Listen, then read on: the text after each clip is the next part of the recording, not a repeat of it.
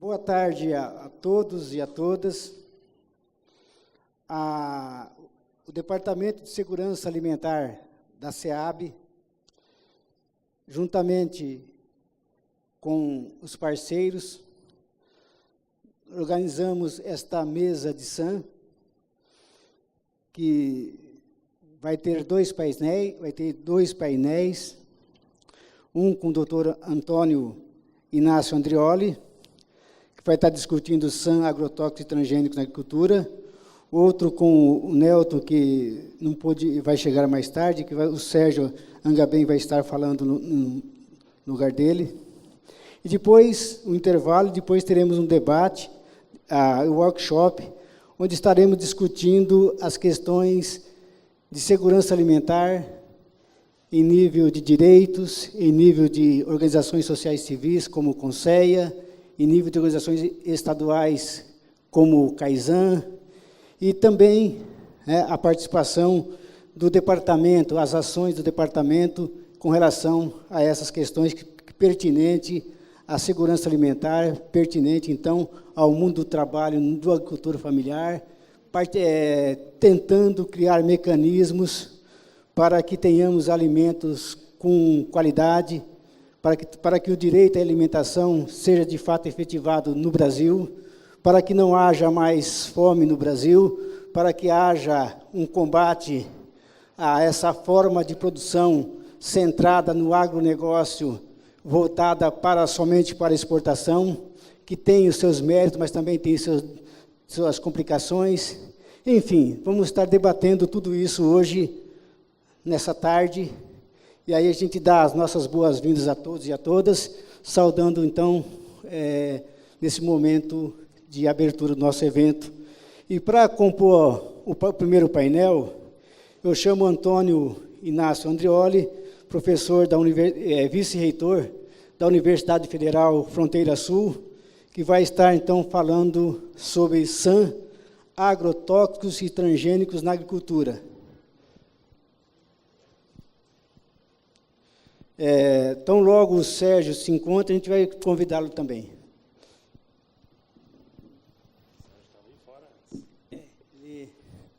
Andrioli, eu vou rapidamente expor como é que vai ser a nossa dinâmica, tá?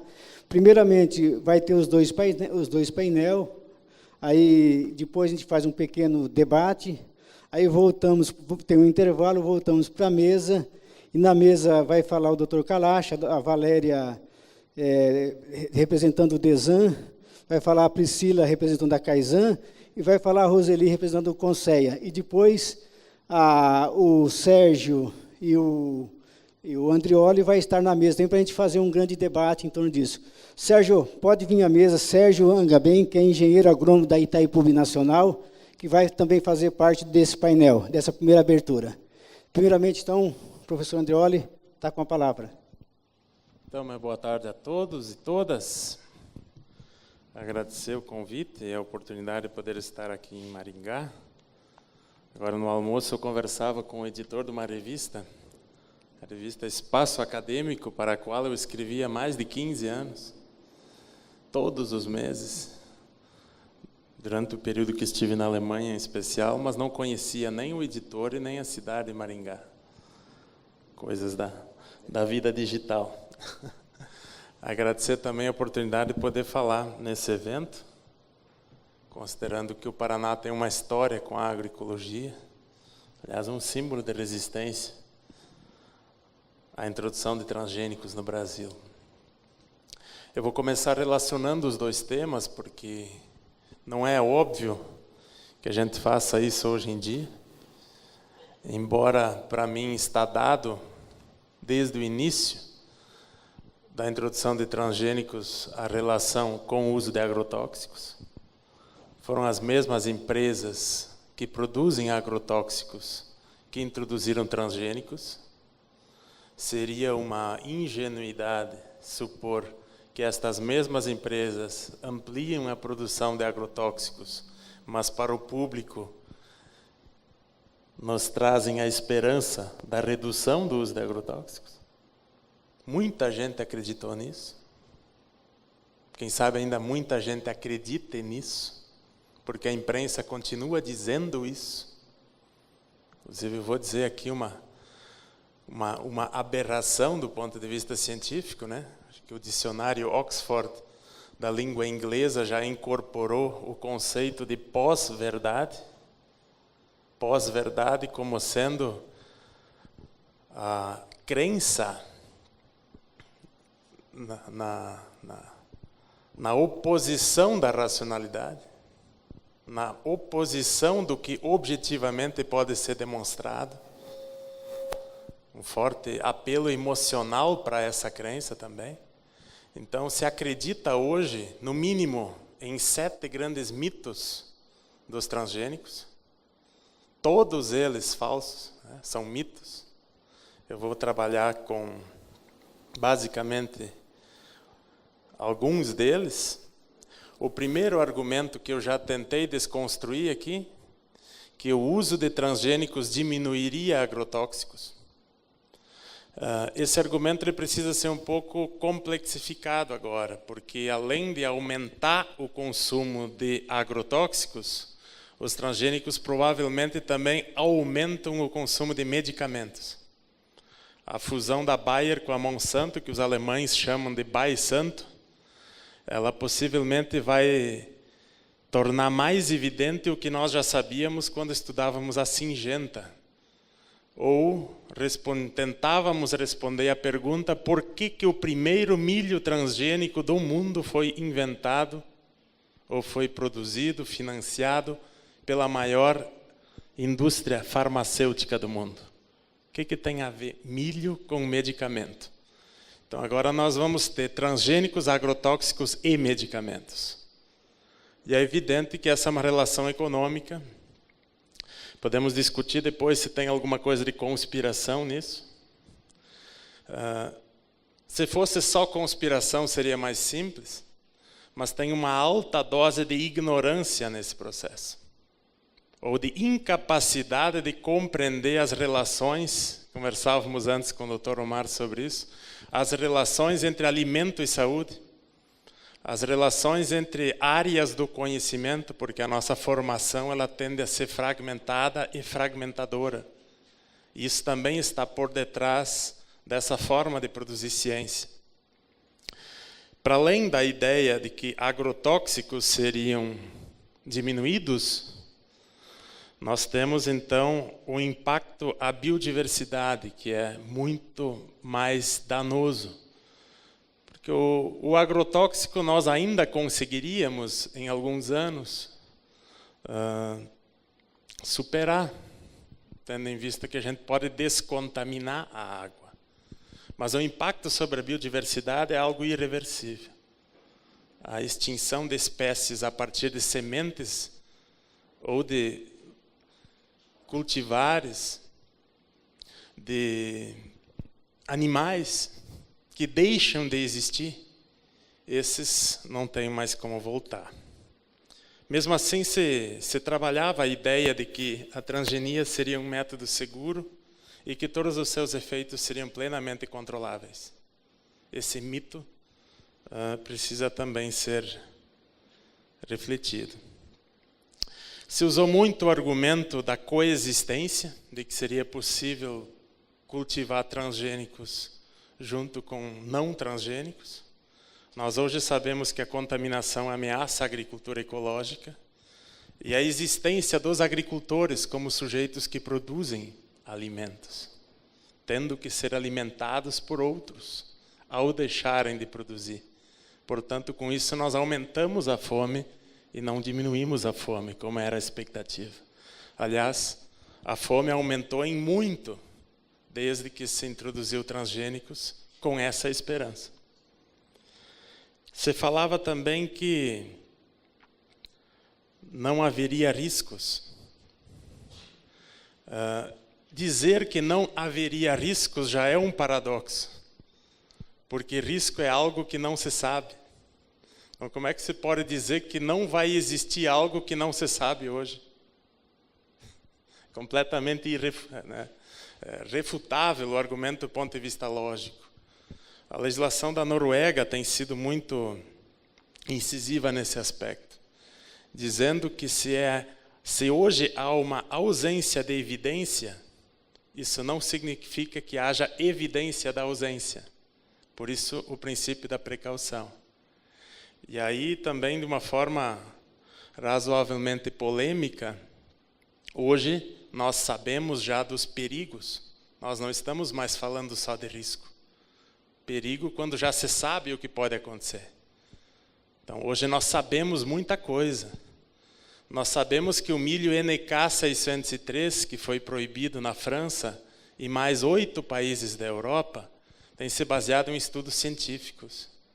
Hoje não faltam estudos científicos.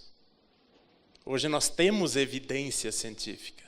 Mesmo assim, essa evidência científica é completamente ignorada pelos órgãos de liberação e de controle.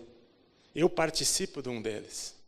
Eu sou membro da Comissão Técnica Nacional de Biossegurança. Sou um dos 27 membros que nesse Brasil tem a responsabilidade de aprovar, e eu já digo aprovar, porque não existe aprovar ou não. Todos os processos que vieram para a CTN-Bio, para a liberação comercial, foram aprovados. Então só existe aprovação, não existe aprovação ou não. E com todos os estudos que existem no mundo, disponíveis, que são ignorados. Os únicos estudos que se usa para aprovar são os estudos das próprias empresas. E aí nós temos que refletir muito sobre isso. Empresas que produzem agrotóxicos. E tem gente que diz que esses estudos têm base científica. Veja só a inversão das coisas. Se alguém critica um estudo que é feito por uma empresa interessada em liberar o seu produto, esse argumento é considerado ideológico. Mas não é considerado ideológico que a própria empresa que tem interesse apresenta o estudo. E que esconde dados. E que tem uma série de questionamentos do ponto de vista científico.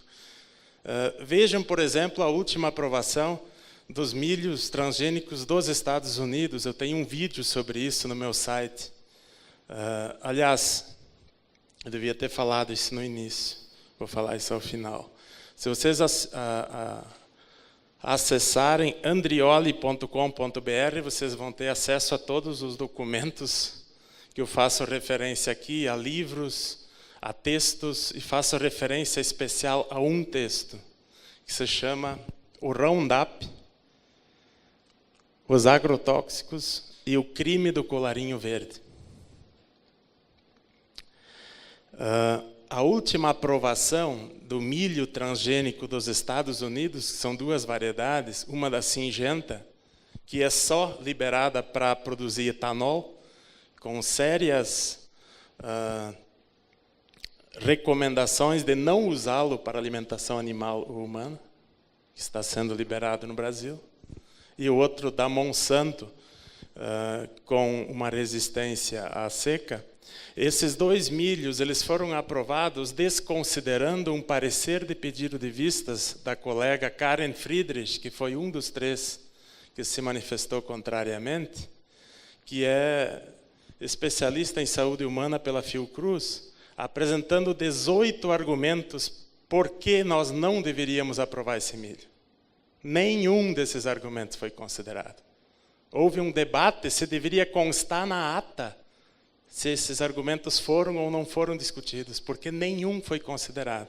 Então essa tem sido a forma como os órgãos de regulação têm aprovado e infelizmente colocado em cima dos produtos, aprovado pela Comissão Técnica Nacional de Biossegurança como sendo uma espécie de propaganda de que haveria um rigor científico por detrás dessas aprovações.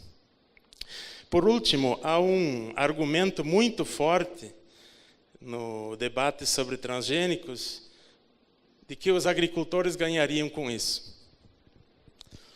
Nós sabemos que os agricultores estão cada vez mais dependentes dessa indústria. Não só cada vez mais dependentes, como estão deixando de ter a possibilidade de cultivar de forma soberana a sua própria semente. Um direito histórico das populações tradicionais, das comunidades indígenas dos camponeses. Eu fiz essa denúncia na Comissão de Direitos Humanos da ONU em Genebra, vários países fizeram e cabe muito bem ao Brasil. O direito a ter um meio ambiente saudável, o direito a produzir alimento, sem ser dependente de um pacote da indústria química. Os agricultores ganhariam com isso. Havia 3 argumentos muito fortes. Os 3 não se comprovam. O primeiro, de que se aumentaria a produtividade. O segundo, que se diminuiria os agrotóxicos. Esses 2 argumentos já são contestados nos Estados Unidos. E se alguém tem dúvida sobre isso ainda, o próprio New York Times, há 3 semanas atrás, publicou um texto sobre isso, deixando muito claro que nem nos Estados Unidos, que há muito mais tempo produz transgênicos, se evidencia algum aumento de produtividade ou redução de uso de agrotóxicos. O contrário é a realidade. Agora, o que predominou no debate no Brasil não foram sequer esses 2 argumentos. Foi o debate sobre o custo de produção. E esse é muito mais sério. Porque se nós considerarmos que nos Estados Unidos, agricultores vinham sendo apoiados pelo próprio Estado para poderem produzir com esse alto custo, no Brasil nós temos uma situação inversa. No Brasil nós estamos tendo um aumento do custo de produção, de tal forma que não resta outra alternativa ao agricultor que vender a sua terra, arrendar a sua terra ou ampliar a área.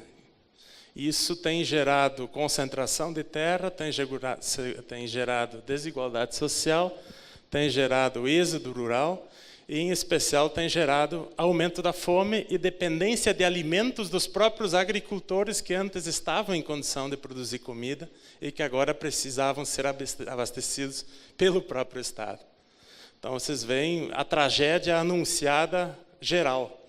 O custo de produção no Brasil tem aumentado de forma tão expressiva que, para além daquele aumento do uso de agrotóxicos que era esperado, hoje nós usamos até 5 litros de Roundup por hectare, antes se usava 1, e agora, depois da semeadura, é possível utilizar o Roundup por cima da soja.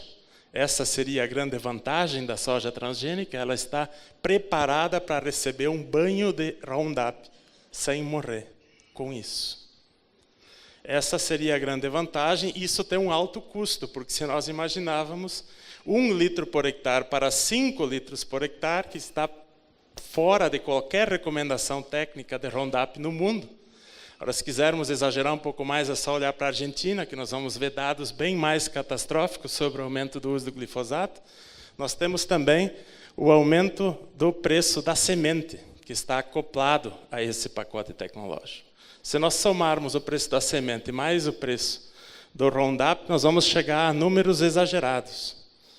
Já no primeiro ano da introdução da soja transgênica no Rio Grande do Sul, que é o estado de onde eu venho, eu fazia uma pesquisa, que a Monsanto tirava do estado do Rio Grande do Sul, em 1 ano, só em taxas sobre aquela soja que vinha contrabandeada da Argentina, se somarmos tudo o que a Monsanto arrecadou naquele ano, isso dá mais do que tudo o que o Estado investiu em agricultura naquele ano.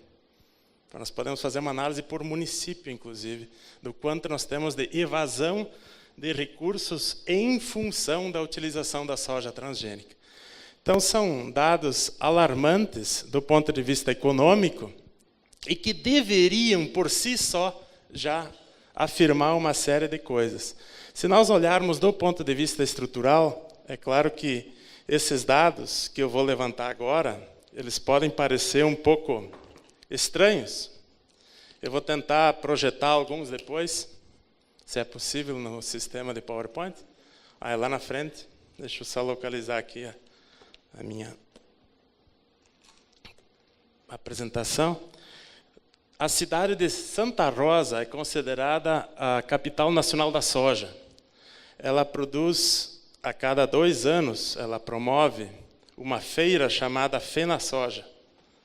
Numa dessas edições, houve a ideia de medir a produtividade da soja. Vocês vejam o quanto é contraditório. O agricultor que foi premiado com a maior produtividade de soja foi um agricultor de soja orgânica. Vocês sabem qual o prêmio que ele recebeu? Adubo químico. Por quê? Porque ninguém conseguia imaginar a realidade tão diferente da crença que os próprios agrônomos, técnicos da região, meus colegas, difundiam. Tudo estava preparado para premiar aquele que não produz mais. E quando surgiu o agricultor produzindo soja orgânica, como sendo o primeiro colocado, esse dado é relevante. Como é que pode que esse tipo de produtividade é diferente dos outros tipos de produtividade que se costuma espalhar por aí? Vocês vejam só, nós fizemos uma experimentação na universidade. Se plantarmos soja transgênica e soja convencional, lado a lado, e utilizarmos as mesmas condições, tirarmos todas as plantas, ervas ruderais, como nós chamamos de INSO no Brasil, nós vamos verificar um fenômeno que já foi documentado cientificamente nos Estados Unidos há mais de 10 anos. A soja transgênica vai produzir até 15% menos nas mesmas condições que a soja convencional. Se medido, comparado, nas mesmas condições. Agora, se nós utilizarmos Roundup sobre a soja transgênica e tivermos que utilizar outros herbicidas que já não têm mais funcionado, é possível que nós tenhamos outro resultado. É possível que nós tenhamos um resultado favorável à soja transgênica nessas condições. Mas não são as mesmas condições. Vejam que os dados que se produziu sobre a produtividade da soja não foram feitos sob as mesmas condições. Nós não deveríamos aceitar esse tipo de produtividade. É claro que na feira em Santa Rosa foi dado o prêmio para quem tivesse a planta de soja com mais grãos. Então vejam só, esse tipo de produtividade mostra um outro indicador, que é a própria planta da soja se desenvolvendo em determinadas condições. Vocês imaginam agora o que significa 5 litros de Roundup em cima da soja que não morre mais, porque se alterou ali pela introdução de um gene, de uma agrobactéria, o processo de obstrução do metabolismo, que é o secante. Essa planta ela terá 5 litros de Roundup sobre ela, e nós sabemos que se nós usarmos mais de 1 litro, nós vamos afetar aquelas bactérias que são fixadoras de nitrogênio, chamados risóbiums, que nós levamos mais de 40 anos de pesquisa pública no Brasil para fazer com que isso funcionasse, a inoculação de sementes. E a Embrapa, aqui de Londrina, já em 1986, documentava esse fenômeno da influência do Roundup prejudicando a fixação de nitrogênio, se usarmos mais de 1 litro por hectare. Nós estamos usando 5. Então não é de se esperar outro resultado. Nós temos, de fato, um resultado negativo para a soja transgênica. E esse tem sido o caso em todas as regiões do mundo. Mas vejam que sempre que se fala desse tema, parece que aquela crença do aumento da produtividade continua. Bom, nós chegamos a dados catastróficos do ponto de vista da aplicação de veneno, vou chamar assim, porque até agrotóxico já está em disputa, né? Tem gente querendo transformar agrotóxico em outro produto chamado fitossanitário, ou quem sabe chamar de medicamento. Então, vou chamar de veneno mesmo, né? Nós estamos com pulverização aérea no Brasil. Nós estamos com isenção de impostos para usar agrotóxicos. Nós estamos com 14 agrotóxicos proibidos em outros países sendo liberados no Brasil. Nós estamos com as águas, os rios praticamente todos do aquífero Guarani contaminados com glifosato. Nós estamos num contexto em que já não se pode mais esconder, e o Hospital de Ijuí, no noroeste do Rio Grande do Sul, deixou isso muito claro, que aquelas regiões com mais uso de agrotóxicos têm sido também as regiões com mais incidência de câncer. Então, não dá para mais esconder esse dado da relação direta do câncer com o uso de agrotóxicos no Brasil, nessa mesma região da onde eu venho, e que também é a região que mais usa agrotóxicos. Mas como que se consegue manter esse jeito de produzir tão contra a sustentabilidade? Ou tão contra a lógica em que o mundo está indo? Vocês vejam só, a Monsanto está sendo incorporada pela Bayer porque Monsanto é um dos nomes mais rejeitados no mundo. Nas redes sociais, uma empresa fez essa pesquisa para Monsanto, dizendo que não há marca mais odiada do que Monsanto. Por isso, Monsanto precisa ter um novo nome, sendo incorporada pela Bayer. Nunca na história nós tivemos tanta gente querendo comprar produtos orgânicos. A agroecologia é uma palavra tão em moda, mas tão em moda, que a própria Monsanto, a Syngenta e a Bayer têm contratado especialistas em agroecologia para desenvolver os seus pacotes de agroecologia. E esse é um debate importante também para o Paraná agroecológico. Mas como é que pode que se mantém essa estrutura contra tudo o que se tem acompanhado em termos de avanço científico? Eu vou aqui enumerar 3 grandes passos. O primeiro é ocultar, é dizer apenas uma parte da história. A segunda é justificar. E a terceira é desqualificar. A primeira, ela funciona de uma forma razoavelmente simples. É como que dizer, não é possível fazer de outra forma. Como se não fosse possível produzir de outra forma.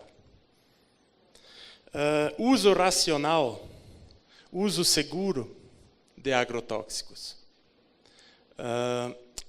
Um colega meu que foi desafiado aí para a televisão no momento em que lá no noroeste do Rio Grande do Sul surgiu aquela informação de que há uma relação direta do uso de agrotóxicos com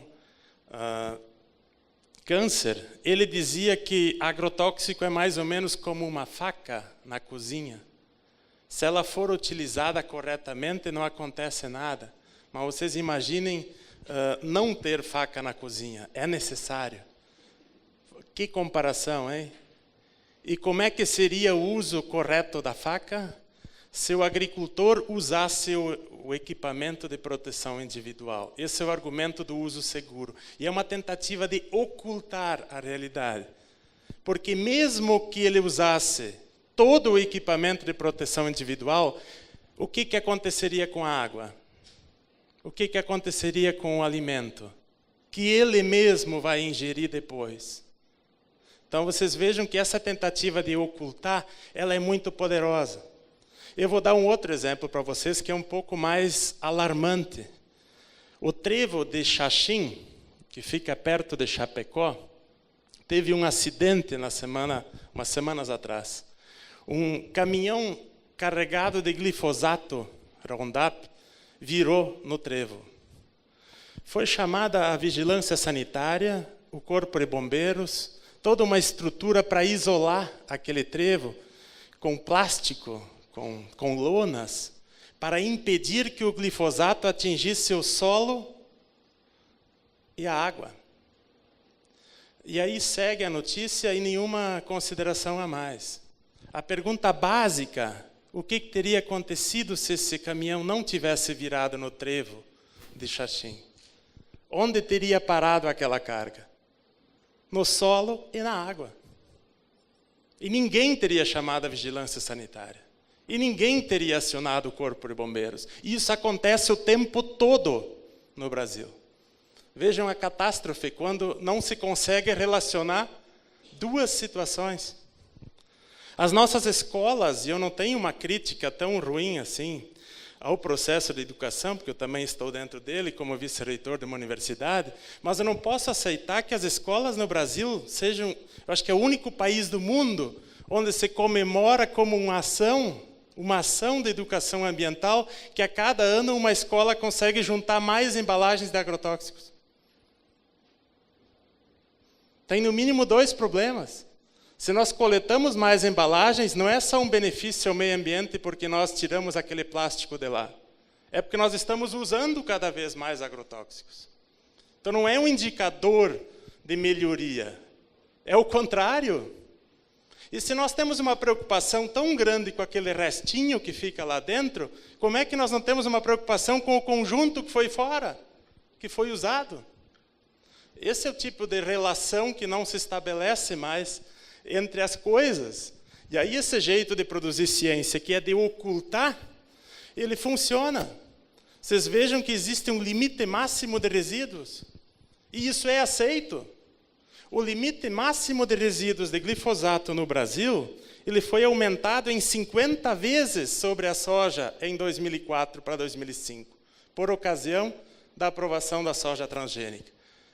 Era de 0,2 miligramas, passou para 10 miligramas. Na Europa se aceita 20 miligramas, sabendo que nós vamos aumentar o índice de resíduos. E com base em que argumento científico se aumentou em 50 vezes? Você imagina agora um produto, uma taça de vinho por dia, 50 taças é o mesmo efeito? Mesmo que fosse a teoria do veneno sendo usado em pequenas quantidades como não prejudicial.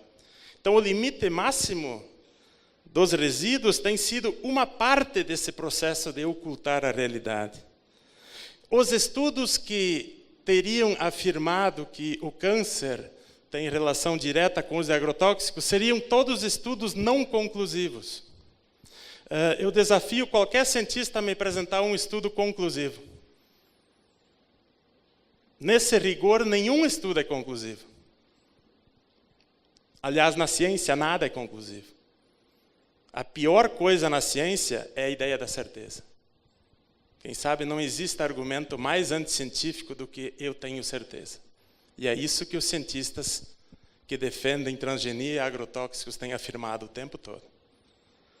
O que é justificar? Justificar é criar a necessidade social da aceitação de algo que seria inevitável, portanto, o mal necessário. Seria mais ou menos como o consumo de medicamentos. Desqualificar, e aí é muito mais pesado o que acontece aí, é uma inversão semântica. Porque quem tem que provar não é aquele que está causando o problema. Vocês vejam só, é mais ou menos como alguém dar um tiro numa outra pessoa e a vítima ser culpada por ela não ter, porque ela ficou na frente. Podia ter ficado em outro lugar. Ou quem sabe a culpa é da arma e não de quem atirou. A inversão semântica ela é tão forte porque se institucionaliza a mentira e se dá prêmios para aqueles que conseguem construir teorias que invertem a situação real. Tem sido muito comuns os prêmios, por exemplo, dos institutos de biossegurança patrocinados pelas próprias empresas que usam agrotóxicos, que produzem agrotóxicos. Vou apresentar alguns dados aqui para dar um pouco de esperança para vocês. Tem como passar a próxima? Já está aí? Vocês veem aqui o consumo, aliás, o cultivo mundial de transgênicos. Pela primeira vez, nós temos uma diminuição na área plantada. Se vocês forem para frente, pode passar outros. Nós temos aqui a área de transgênicos em amarelo e a área livre de transgênicos em azul. Pode seguir um pouco mais? Nós temos As plantas desenvolvidas são basicamente duas: a tolerância a herbicidas, que é essa cor laranja, e a tolerância a insetos, que é essa cor amarela, e a cor rosa, fazendo as duas coisas. Basicamente, os 3 tipos de transgênicos que nós temos no mundo, nós poderíamos dizer que os 3 se baseiam em veneno. A diferença é que um tem o veneno dentro da planta e os outros são preparados para aguentar uma dose de veneno sem morrer. Mas tem uma relação direta com o agrotóxico. Inclusive, teríamos que dizer isso para todos os que consomem milho, se eles aceitam, e me atrevo a dizer que algumas marcas de cerveja, se as pessoas aceitam um copo de cerveja que tenha um pouco de inseticida para lagarta dentro. Certamente as pessoas recusariam isso. Assim como nós vimos aquela demonstração na Câmara dos Deputados dias atrás, onde se distribuía tomates para as pessoas, mas se borrifava um pouquinho de agrotóxico antes, mas era água, né? Só para ver a reação. Mas essa é a realidade do pimentão, do tomate, de tantas outras plantas que nós usamos na alimentação. Poderíamos dizer, inclusive, que quando o cidadão pensa em consumir uma cerveja que poderia ter inseto para matar lagarta, ele deveria perguntar para o cientista que desenvolveu esta variedade de milho e perguntar para ele o que ele acha que seriam os efeitos da toxina Bt sobre o ser humano e os animais. Eu já fiz essa pergunta. A resposta do cientista é muito simples. Ele é um entomólogo, ele entende de lepidópteros, ele não sabe o que significa o efeito para o ser humano e para os animais. É mais ou menos como se esse milho tivesse sido projetado para as lagartas comerem. É isso, né? Porque isso nós sabemos. Nós sabemos o efeito sobre a lagarta. Mas o curioso é que esse milho ele foi plantado para os animais e para os seres humanos comerem. E sobre esses nós temos pouca informação. E esses cientistas que desenvolveram esse milho vão dizer: eu não tenho nenhuma informação porque não é a minha área. Veja que interessante. E aí ele não tem mais responsabilidade, porque ele não tem o conhecimento.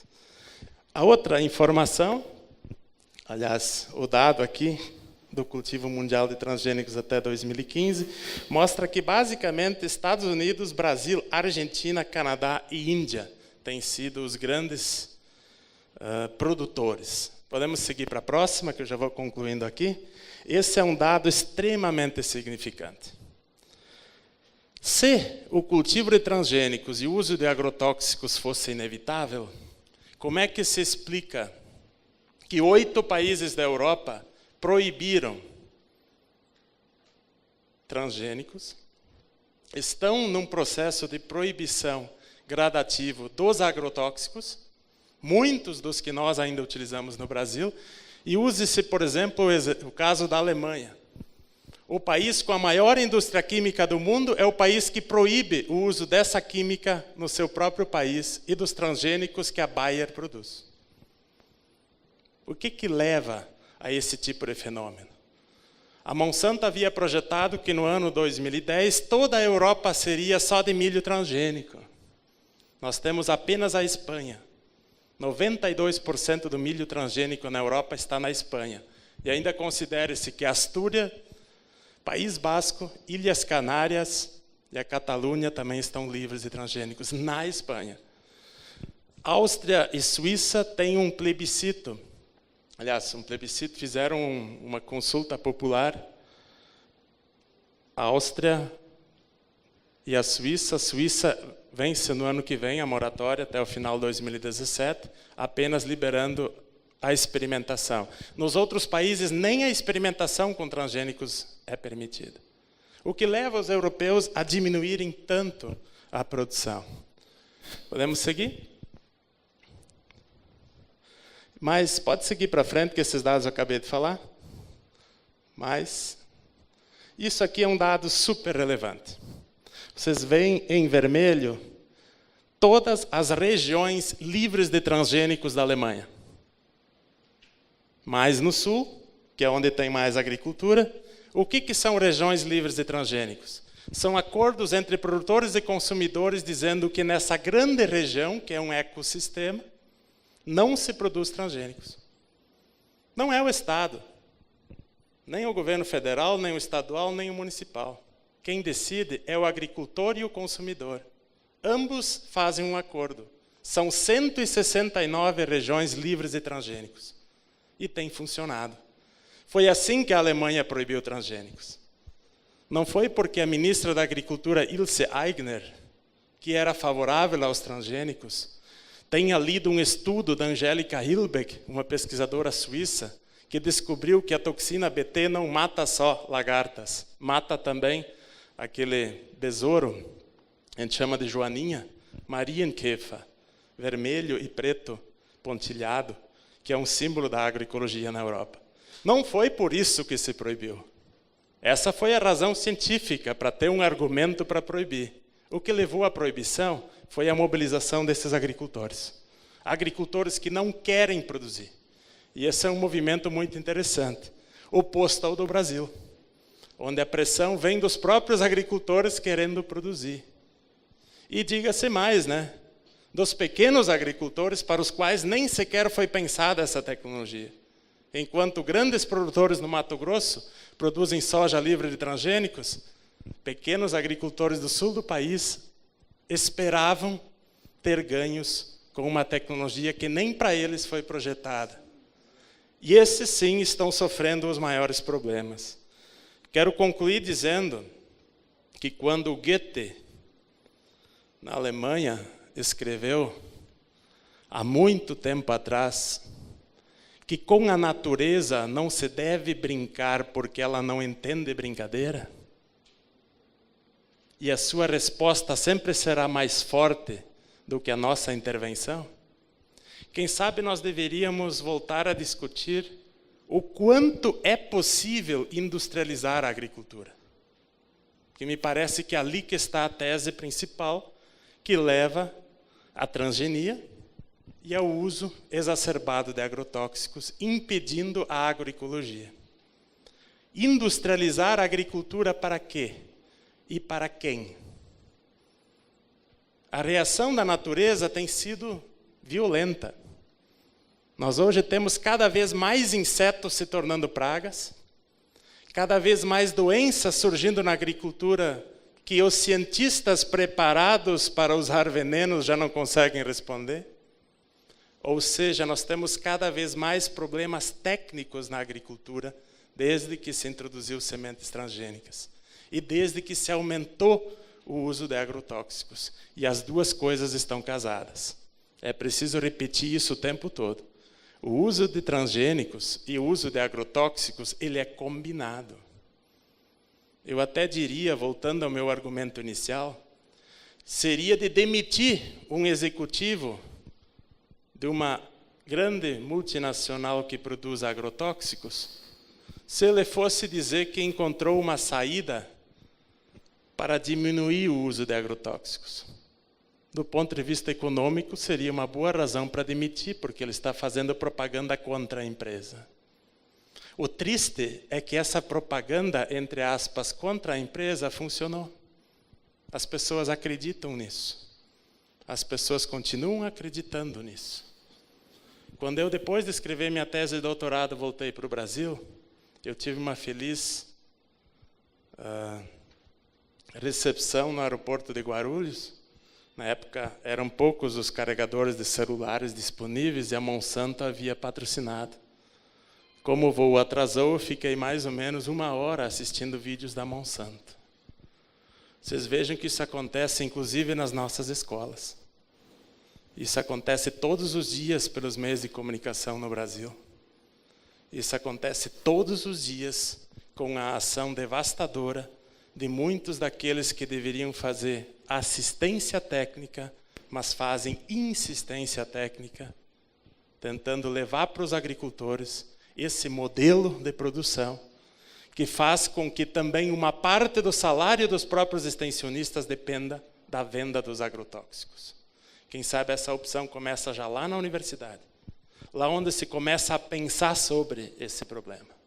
lá onde nós formamos os nossos engenheiros agrônomos, veterinários, extensionistas.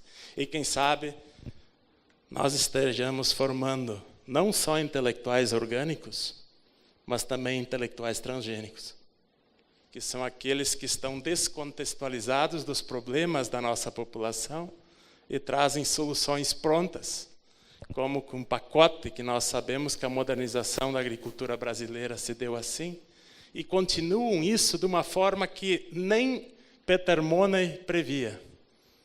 Quando o controle sobre a produção de alimentos começa a ser total desde a sua gênese, que é a semente.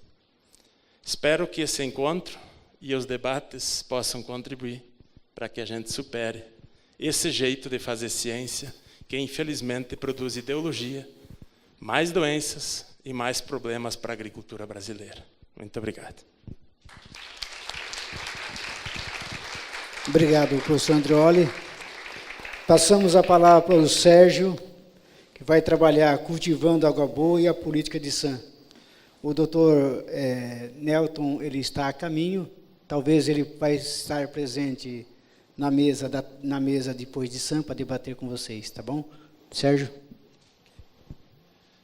Boa tarde a todos, né? Bom, eu vou iniciar com o vídeo que o Dr. Nelton Friedrich, ele gravou especialmente para esse evento, né?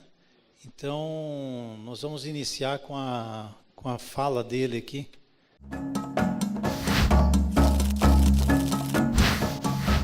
Eu quero trazer os melhores cumprimentos aos senhores, às senhoras, a todos e a todas, porque pretendia estar desde o início, mas por problemas da reunião da diretoria da Itaipu, em Curitiba, não está sendo possível. Trago essa mensagem, sim. Mas, acima de tudo, compreendendo que a segurança alimentar e nutricional é um ato de dignificação da sociedade brasileira. É para um Brasil melhor, mais saudável, sim, mas que tenha mais justiça, que a segurança alimentar aponta também para a soberania do nosso país. E também há um direito, ao direito humano à alimentação que seja adequada e que seja saudável. Mas o direito também à vida, mas uma vida com qualidade, uma vida com dignidade e que seja para todos. É só um exemplo pequeno. Numa escola pública, uma merenda escolar de qualidade, saudável, agroecológica, é um alimento que atende tanto o filho do rico quanto o filho do pobre. Portanto, é uma forma democrática de acesso à qualidade, à comida saudável.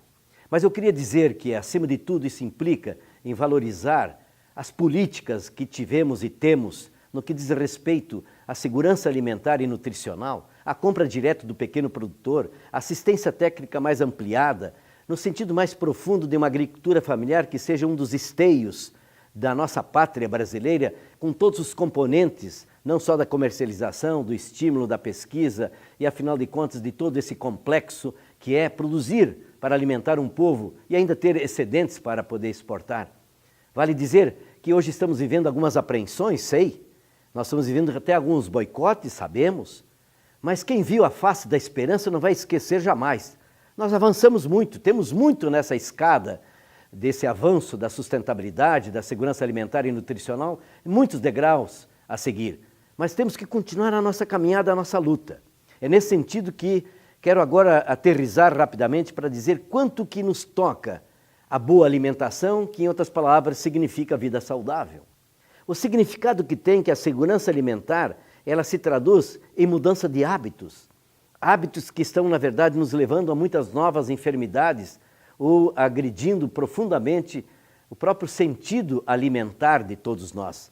Eu diria assim, por exemplo, esse sal exagerado, o doce permanente em todos os lugares, o sedentarismo, os hábitos que acabamos importando. De repente somos capazes de valorizar alguém que patrocina uma Copa do Mundo ou patrocina uma Olimpíada, mas que não tem sabor, não tem saber e faz mal. Essa McDonaldização é a monocultura da mente que se traduz na monocultura alimentar. Isso é uma infelicidade para a gastronomia universal, mas para a saúde nossa de cada dia. Eu poderia falar, por exemplo, dos riscos dessas doenças que estão ligadas, portanto, a problemas cardiológicos, a problemas de obesidade, a problemas de toda ordem, que fazem com que nós tenhamos de cada 10 novos casos de diabetes tipo 2, 4 são de crianças, pela comida que come, pelo estilo de vida que tem, sabendo que nos Estados Unidos, onde está a matriz dessa proposta, hoje, a atual geração, hoje, viverá menos do que os seus pais pela comida que come e pelo estilo de vida que tem? Será que está correto a gente copiar esses hábitos que são absolutamente inconvenientes? Eu poderia falar, portanto, da importância da ética do cuidado, de a gente compreender o cuidado. Mas a ética do cuidado, no que diz respeito à segurança alimentar e nutricional, é compreender que o maior de todos os cuidados é o preventivo.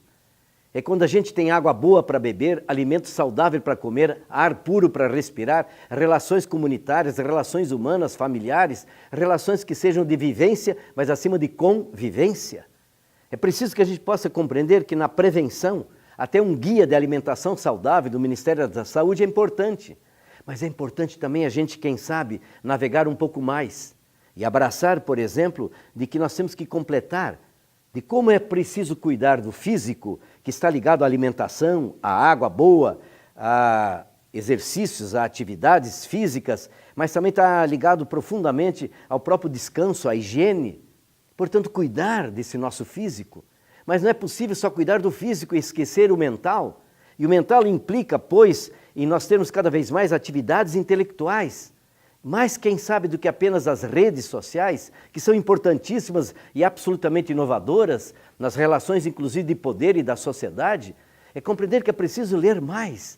Leituras que sejam aprazíveis, que venham nos elevar com novas ideias, inclusive com novos comportamentos mais saudáveis e sustentáveis, que tenhamos uma melhor administração do tempo nosso de cada dia.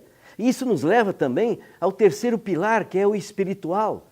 A compreensão de que a espiritualidade está ligada com tudo que estamos falando aqui, porque está ligada com o ato de amar. Amar quem produz algo de qualidade que nos alimenta. Amar a natureza que nos possibilita, como Mãe Terra, esse útero da humanidade, nos permanecer vivos. O que nos possibilita também, acima de tudo, compreender que a espiritualidade está no sentido profundo de não só pensar, mas de perceber esses benefícios. Isso é um ato de espiritualidade, o sentido das coisas. E por isso a espiritualidade se manifesta também em algo maior. É muito mais o coração, o sentimento que está dentro de cada um e como é que se comunga com os demais, esse sentimento de ternura para com a vida. Eu diria muito mais ainda, da sensibilidade para com o outro. Espiritualidade também é, pois, a relação com o outro e com a natureza. É a cooperação, é a ternura, é a solidariedade, é o conviver. Termino com uma questão de homenagem a quem faz a produção disso. Seja na pesquisa, seja no trabalho de cooperação, seja na assistência técnica, seja na qualificação, seja na certificação, em todas as áreas, como acontece nesse evento. E também Sua Excelência é esse produtor orgânico, agroecológico e assim por diante. Porque ele sabe o que faz, ele tem sentido no que faz, ele tem uma maneira de fazer diferente e por isso ele responde muito e apropriadamente por que faz assim. Porque a outra relação dele com a natureza, com a água, com o solo, com o vegetal, com o animal, com os humanos, com o consumidor, por exemplo. A Sua Excelência, o consumidor, que pode todo dia ter atos revolucionários das opções do consumo nosso de cada dia. Eu poderia falar, por exemplo, do significado desse consumidor que está priorizando um consumo consciente e responsável, que compreendeu na sua essência que o teu alimento é tua saúde, a tua saúde é o teu alimento. Este consumidor que também está começando a valorizar e compreender essas novas feiras que estão se esparramando, e que, acima de tudo, também valoriza, por exemplo, as feiras de sementes. Quem de nós poderia imaginar que nós tínhamos que ter um esforço, como estamos tendo, para que tivéssemos guardiães das sementes, esses que possibilitam esses bancos de sementes, por exemplo, vou dar um exemplo como vários e vários, lá de Tijucas do Sul, que com a Baia, a OPA, tem a Casa de Sementes Crioulas. Isso significa, portanto, um outro trato. Ali tem a cultura do trigo, por exemplo, crioulo, diferente de um dos tipos de trigo que temos hoje, que tem 18 vezes mais glúten do que o trigo crioulo, Compreender, portanto, essa sociedade que quanto mais se envolve e se participa, ela também qualifica a vida, não só quantifica. Nesse sentido, eu deixo a todos a certeza de que nós somos o que pensamos, nós somos o que sentimos, nós somos o que fazemos e nós somos o que comemos.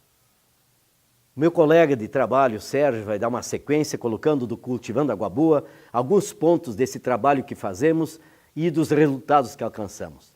Mas, acima de tudo, fico a todos a certeza. Como é bom saber que homens e mulheres estão envolvidos no movimento, que é um movimento de celebração da vida.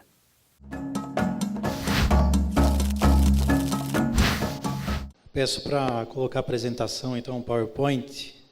São só 150 lâminas. Brincadeira, vou ficar aqui.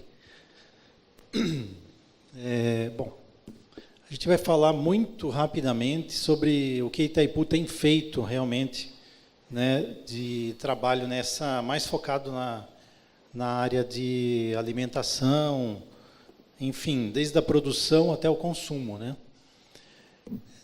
Bom, lembrando que estamos lá na Terra das Cataratas, né, e aí convidamos quem não foi ainda, né, que não é só para esclarecer, né?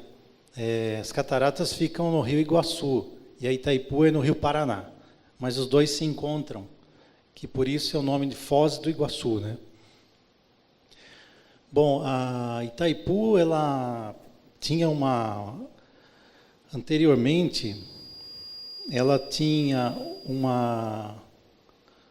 compromisso, né? uma missão mais voltada à produção de energia. E a partir de 2003, essa missão foi ampliada para a responsabilidade social e do entorno do reservatório de Itaipu.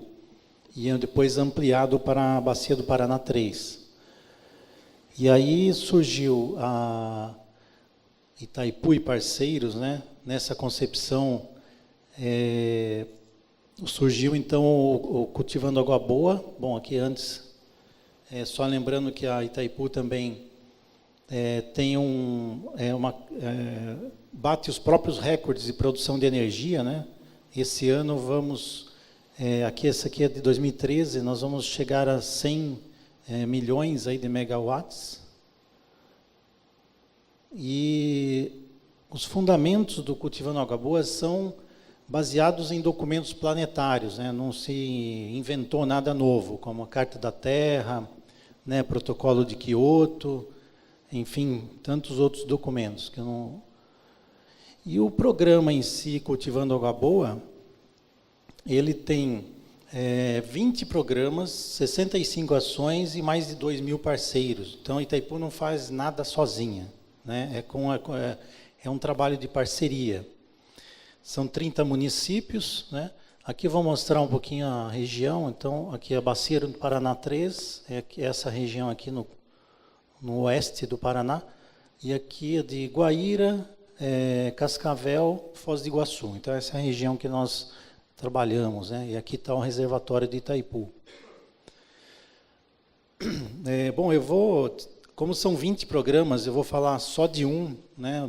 Mais focado no Programa de Desenvolvimento Rural Sustentável, que é o que desenvolve ações mais específicas de SAM, né? Claro, aliado com a educação ambiental. Então, é um dos programas do Cultivando Água Boa. E aqui trabalhamos com os pilares da sustentabilidade, no mínimo, os 3 pilares da sustentabilidade, né? O que é ecologicamente correto, economicamente viável, socialmente justo. E, bom, o que nós temos uma rede de ATER, né? Que é Assistência Técnica e Extensão Rural, composta por 30 técnicos que prestam assistência gratuita aos agricultores familiares. E eles trabalham na produção, a agricultura orgânica, agroecologia. Esse seria o carro-chefe, o principal objetivo desses técnicos, né? E eles são através de parcerias e contratos mesmo com a Itaipu, né? Então, são 30 técnicos que a Itaipu remunera, de alguma forma. Aqui vou destacar as práticas agroecológicas também, como a homeopatia animal. A Itaipu já apoiou diversos cursos de homeopatia e também sempre estão tendo as pessoas que receberam as capacitações estão fazendo curso para os agricultores. Então, nós calculamos que tem hoje 3.000 agricultores capacitados em homeopatia vegetal e animal. Essa é uma grande referência lá para a região, né? Bom, aqui também um destaque para preparados biodinâmicos, né? E calendário biodinâmico. Também nós apoiamos o calendário biodinâmico.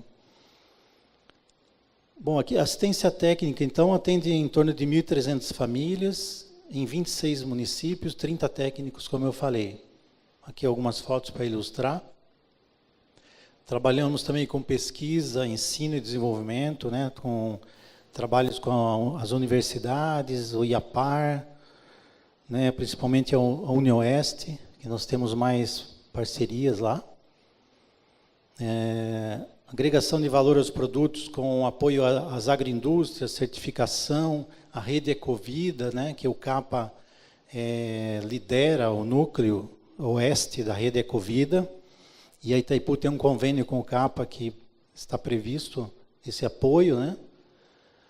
Estou passando bem rápido, cada item desse é um mundo para falar, mas comercialização e marketing, nós temos muitas feiras, pontos fixos, que também são apoiados através, nós conseguimos um convênio com o BNDES, né? Onde a cada R$1 que a Itaipu aporta para estruturar essas feiras, essas agroindústrias, o BNDES coloca mais um. Então, nós conseguimos dobrar o investimento na região para a agricultura familiar. Então, temos 22 associações, 8 cooperativas, em torno de 2.000 famílias associadas. Bom, agora, entrando mais no tema mesmo, o que a Itaipu já fez, né, e faz ainda, através do programa Cultivando Água Boa, em segurança alimentar e nutricional, com o objetivo do desenvolvimento sustentável, né? Então, nós tivemos aí 3 fases do incentivo à alimentação saudável e de qualidade nas escolas. Desde 2007, então, são feitos cursos e concursos com as merendeiras, cursos que envolvem as nutricionistas, para que elas se tornem protagonistas, né? E não uma barreira para a melhoria na alimentação escolar. Então, foram 870 merendeiras formadas, né? Aqui foram 135.000 alunos que receberam essa cartilha Mundo Orgânico, que é de autoria do IAPAR, né? Mas que Itaipu fez um apoio. E quase 500 apresentações de teatro para as crianças, mostrando uma propriedade orgânica, enfim, um teatro interessante que as crianças têm a oportunidade de pensar sobre uma produção orgânica. Aí surgiram as hortas escolares, enfim, que foram mais assim um resultado desse trabalho. Também palestras para o público adulto, né? Esclarecendo sobre alimentação saudável, né? Não sei se vocês conhecem, Mauro Lins, ele assim, tinha um apelido de doutor orgânico, ele é nutrólogo, né? E tem um vasto conhecimento nessa área, né, de alimentação natural, saudável. Aí tivemos o último concurso, curso de formação e o concurso de receitas. Vou só mostrar alguns dados para vocês. Aí foram feitos concursos onde as merendeiras elaboravam os pratos e eram feito um concurso no município e as primeiras colocadas eram premiadas com valores, né, ou algo que as estimulasse, né? E depois isso foi feita uma publicação, né? Então, em 2007 teve uma publicação da receita dela com a foto, né? Assim, dando valorização às merendeiras. Na época eram mais esse termo que se usava, merendeiras, né? Em 2009 um outro daí só com receitas orgânicas. E agora depois teve uma terceira edição que eu já vou falar. Então, no curso de formação, foram 90 cozinheiras, 30 nutricionistas, que é muito importante envolver os nutricionistas, né? Temos muita parceria com a Associação de Nutricionistas, a ANUOP, do oeste do Paraná, e os gestores, né, e coordenadores de alimentação escolar.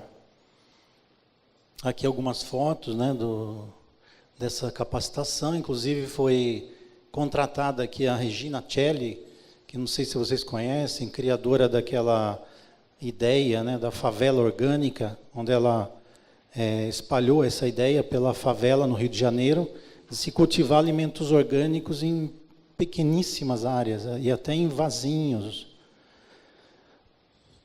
E aí ela é uma grande assim, entusiasta, né, da agricultura orgânica. Bom, aqui algumas imagens do curso, não vou entrar muito em detalhes, onde as cozinheiras, né, recebem uma capacitação sobre a importância dos alimentos que vêm dos agricultores, né, e também a melhoria da qualidade da alimentação. Então, nesse último concurso, foram 27 municípios que participaram, 157 entidades e 380 cozinheiras. Aqui também algumas imagens, né, dos pratos, do concurso, a forma como é feita. Esse último, eu trouxe um aqui só para vocês conhecerem, mas tem para baixar no site Cultivando Água Boa, tem como baixar em publicações, caderno de receitas. Então é esse caderno aqui, tem toda a metodologia de como foi feito esse concurso, né? E está disponível gratuitamente para baixar. Tá? E as receitas também das vencedoras, né? Inclusive, uma das receitas dessa foi vencedora do concurso nacional de receitas saudáveis, né? Que é de Matelândia.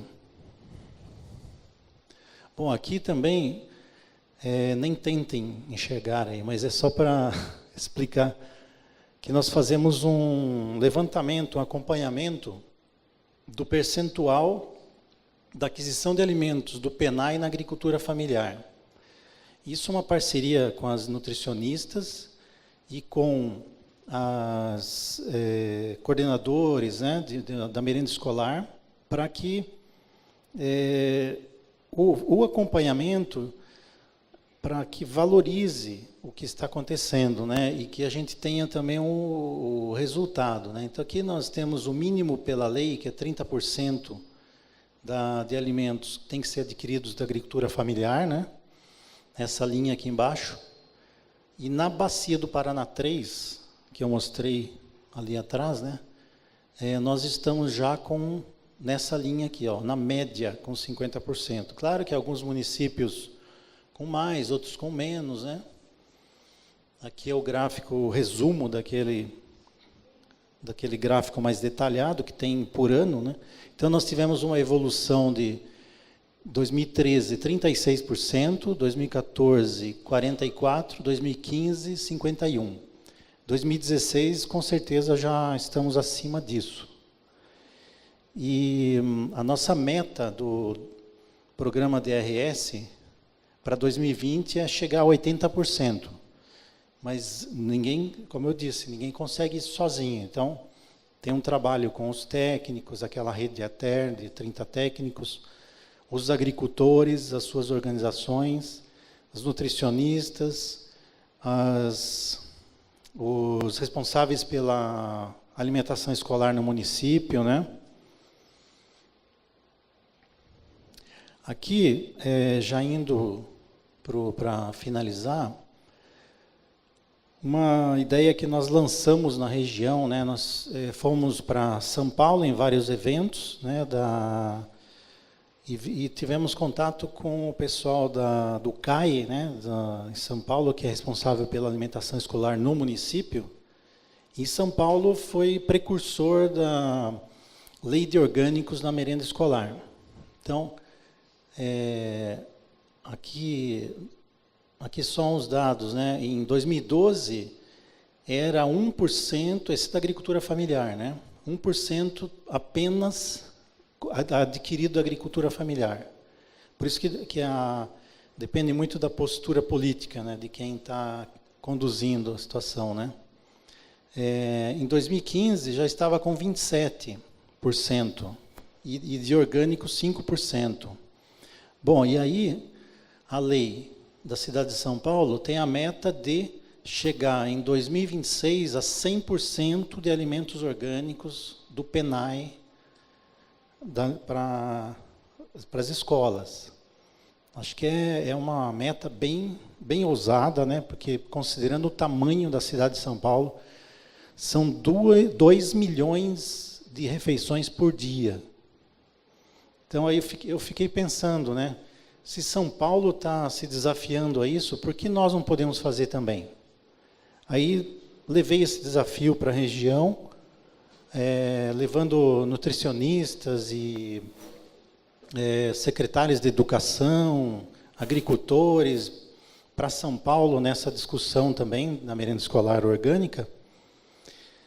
E Marechal Cândido Rondon já tinha esse percentual elevado aqui de alimentos em geral, da agricultura familiar, né? No início de 2015 já estava com 51%. E de alimentos orgânicos na agricultura familiar vem crescendo nos últimos anos e já estava em 2015 com 42%. Nós não temos os dados ainda mais atualizados, né? Por isso que eu estou apresentando 2015. E hoje nós temos o município de Marechal Cândido Rondon. Eles pensaram assim, mas espera aí, nós já fazemos isso, já estamos quase na metade de orgânicos no município, então vamos criar a lei, porque nessa mudança, nas eleições municipais agora, né? Então, depende do prefeito a continuidade ou não dessa política, né? De alimentação orgânica nas escolas. Então, o prefeito comprou a ideia assim, na hora, a nutricionista mais ainda, ela que motivou todo o processo, ela é presidente da Associação das Nutricionistas, né? E aí já está tramitando na Câmara de Vereadores, projeto de lei, amanhã, inclusive, audiência pública, né? Já foi aprovada em uma primeira votação, agora vai para a audiência pública, depois vai ser novamente votada. A meta em 4 anos é chegar a 100% de alimentos orgânicos. E vai ser o primeiro município do Paraná, que eu saiba, não sei se tem outro em andamento, né, a ter alimentação orgânica, pelo menos do PENAI, né, com recurso do PENAI. E Missal, que é outro municípiozinho bem pequenininho, lá na Bacia do Paraná 3, também está em processo. A lei está em elaboração por uma comissão composta por Prefeitura, Unioeste, CAPA, Itaipu, também faço parte, e a NUOP, que é a Associação dos Nutricionistas. E será também realizada uma audiência pública. Então, provavelmente vai ser o segundo município a colocar a lei municipal, né? Então, a gente está assim, muito animado, né, com esse processo todo, o crescimento que teve na região do alimento, da agricultura familiar na alimentação escolar e agora de orgânicos, né, mais ainda. Então, acho que é uma política muito, muito boa, muito eficaz e que promove o desenvolvimento local, melhora a saúde das crianças e a educação alimentar. Então, acho que por parte de Itaipu, nós pretendemos continuar, como eu disse, a nossa meta é até 2020, né? O nosso diretor, vocês viram, é um entusiasta, né, desse processo, e daqui a pouco ele chega aí, vocês vão poder conhecer pessoalmente. Então era isso que eu tinha para apresentar. Depois a gente abre aí, não sei se vai ser aberto para o debate, né? Então era isso que eu tinha para apresentar. Muito obrigado. Alô. Obrigado, Sérgio. Então nós vamos para uma rodada de debates, um bloco de 3 questões, pode ser? Para os debatedores? Um bloco de 3 questões, estão com vocês aí a bola da vez, né? Quem deseja fazer perguntas? Boa tarde a todos. Alexandre, eu sou professor do Departamento de Economia e do mestrado em Agroecologia aqui da UEM. Eu acho que uma questão bem interessante, e aí, desculpa, na movimentação aqui eu não peguei toda a discussão, então eu vou endereçar ao Sérgio, que é uma coisa que a gente trabalha em cadeias produtivas agropecuárias em geral, não só necessariamente de base agroecológica, mas depois você contar um pouco dessa experiência da coordenação. Porque se a gente olha São Paulo, que é uma questão muito interessante que você mostrou, e mesmo os municípios pequenos, você tem, a partir do momento que você convence as nutricionistas, por exemplo, né, qual que é a pergunta que elas vão fazer? Eu falo, tem para ofertar ao longo do tempo? Então, eu gostaria que você depois colocasse, porque eu acho que é um desafio, vocês estão trabalhando nisso lá, eu acho bastante interessante. Obrigado. Isso, lá atrás é um bloco de 3, tá? Boa tarde.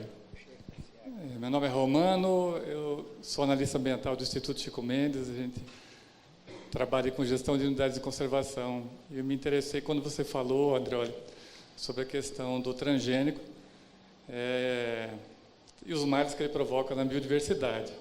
Eu gostaria que você falasse, assim, me tirasse uma dúvida, em função do aumento do uso do agrotóxico, no nosso famoso Roundup, por exemplo, aí de 1 para 5 litros por hectare, ou é em função mesmo desse material modificado que, se já tem algum estudo que vincule realmente a perda de biodiversidade? Mais uma para a gente...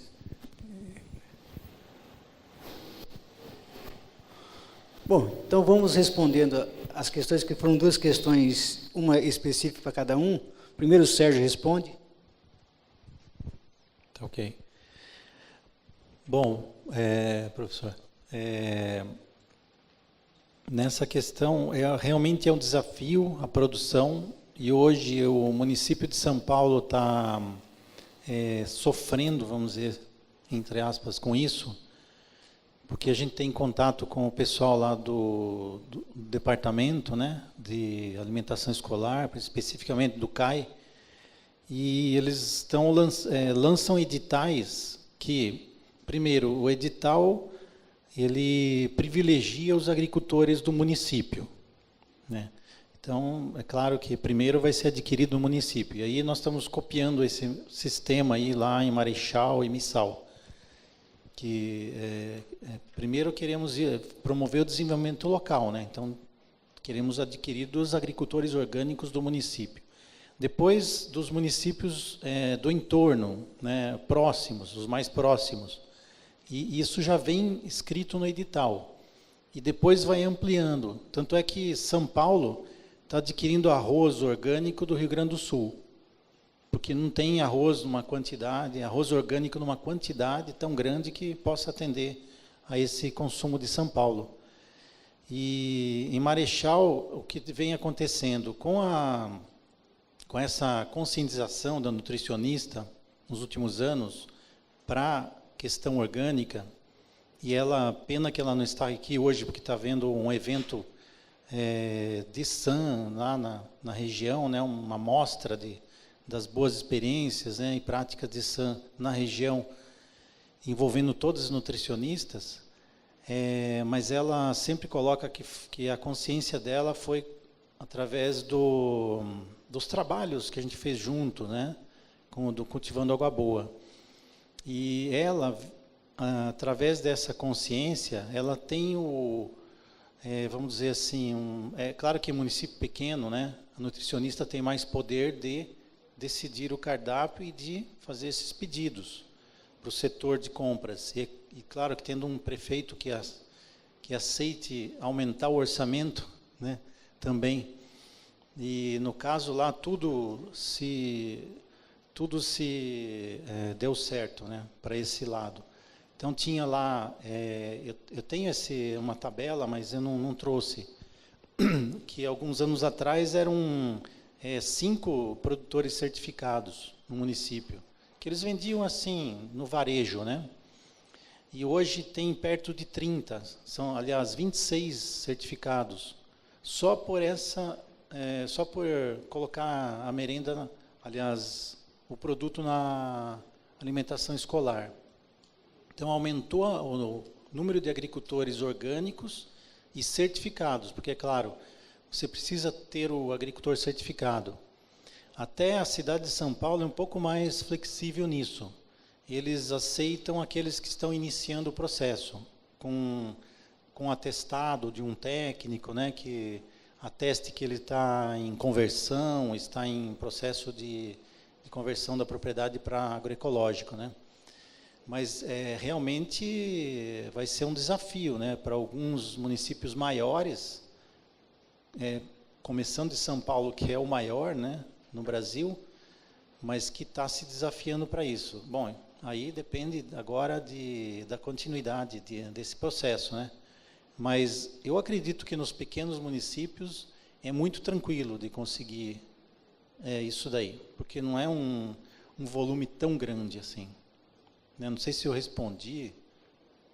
Era isso? Andreoli.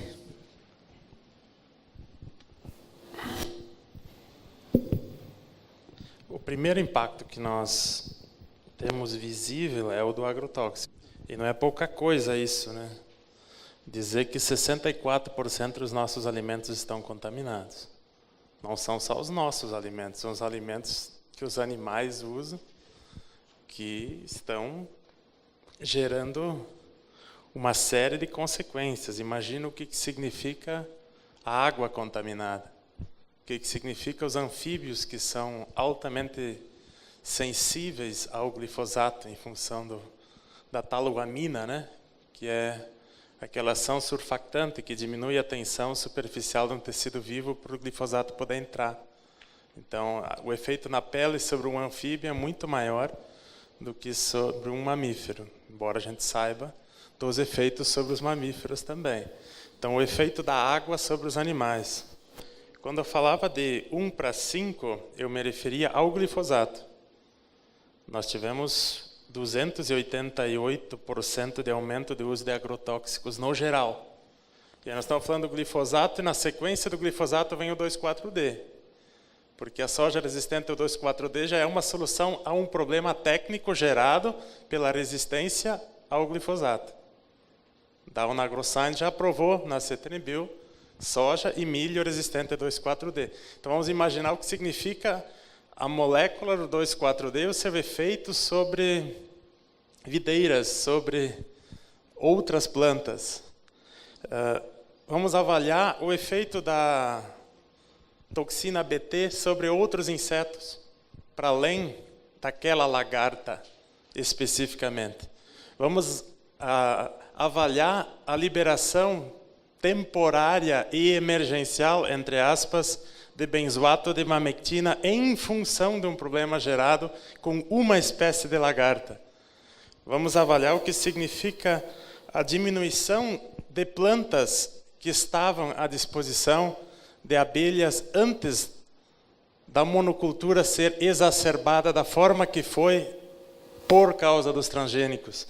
Vamos avaliar o que significam as sementes crioulas de milho da região de onde eu venho, onde é a capital nacional do milho crioulo, e que hoje praticamente todas essas variedades estão contaminadas por milho transgênico. Então veja a série de eventos que nós poderíamos já manifestar como comprovados em termos de afetar a biodiversidade local. A transgenia foi pensada num contexto da monocultura. Ela foi pensada no modelo da industrialização da agricultura. Ela foi pensada na lógica econômica, o economista falou antes, na lógica econômica da transformação de recursos naturais em commodities, em produtos padronizados. Isso é completamente contrário à lógica como a natureza funciona. Quer dizer, se espera eliminar a diversidade, que é a riqueza da natureza. Mas não é só eliminar a riqueza de biodiversidade em termos de plantas, é também eliminar a riqueza em termos de cultura, porque a planta, o alimento, também é cultura. E a forma como essa diversidade de alimentos culturalmente foi construída, ela, com a padronização, ela vem afetando também os ecossistemas nos quais havia uma adaptação com centenas, com séculos de convivência. Então, a agricultura é que está sendo destruída. A cultura de produzir alimentos de forma que a natureza pudesse suportar a intervenção humana. É isso que está sendo destruído. Então, eu diria que é mais do que a própria ideia de que são apenas espécies. Já é muito isso, né? São recursos, são sistemas de produção, é história, é agricultura camponesa, são populações indígenas, são as pessoas e os animais e a natureza sendo padronizadas, os seres humanos, inclusive, padronizados a pensar do mesmo jeito, com esses pacotes em que o agricultor abre mão de conhecimento, pagando por um conhecimento padronizado que gera cada vez mais problemas. Então, essa biodiversidade, ela tem também a diversidade cultural, que está junto e que vem sendo destruída de forma, assim, avastadora nas últimas décadas. Estamos abertos. Mais algum para questões? A senhora tinha pedido também? Não. Não, né? Bom, é só reforçando, acho que essa questão. Bom, eu sou Cláudio Marques, agrônomo do INCRA de Curitiba, Paraná. E a gente aí, como o Sérgio e outros técnicos, a gente está nessa batalha da agroecologia há muito tempo, da questão contra os transgênicos, né? Desde o início da campanha. Eu, particularmente, tive acampado em Brasília antes do, infelizmente, nosso presidente Lula, através do vice-presidente, assinar a liberação da soja transgênica. E essa foi uma das dores de cabeça para mim. Mas o que eu queria, aproveitando até essa questão que você abordou, de reforçar um pouco e daí ver se você ainda complementa algum comentário, professor Andreoli.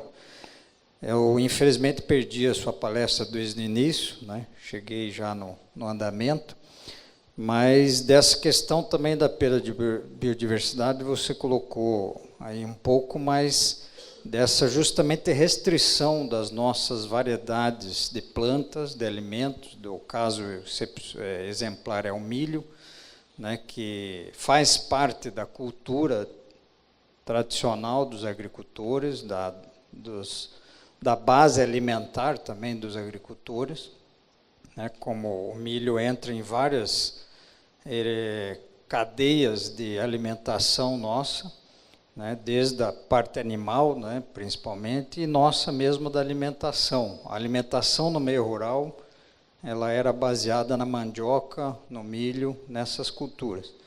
Então, com essa questão do transgênico, não sei se você abordou, mas essa, como você diz, monocultura de variedade, da gente restringir, por exemplo, a um milho BT, a um milho resistente a tal lagarta, a um milho resistente a tal herbicida, que isso está realmente afetando grandemente a questão das sementes crioulas, né?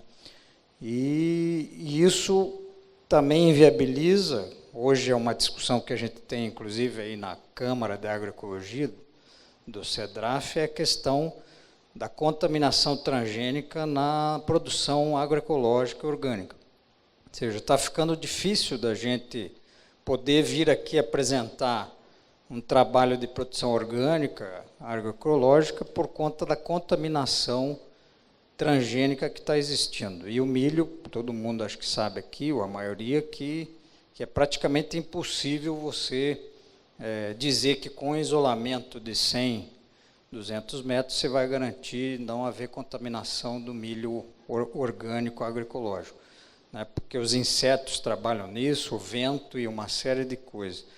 Então, não sei se você abordou também esse aspecto da questão da segurança alimentar baseada nessa contaminação pelos transgênicos que está ficando impossível, dificultando que a gente realmente produza alimentos orgânicos agroecológicos. Então, o que a gente pode debater aqui como estratégia para estar trabalhando contra isso, como lutar contra essa ainda invasão transgênica que está existindo fortemente.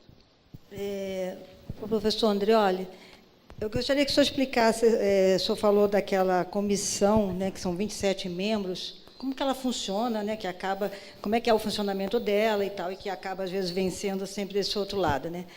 E se a gente está diante de tanta tragédia constatada, né, tudo que o senhor traz, esse livro aqui da Abrasco, que tem, né, todo esse arsenal de conteúdos, de Fiocruz, tantas instituições aí de peso.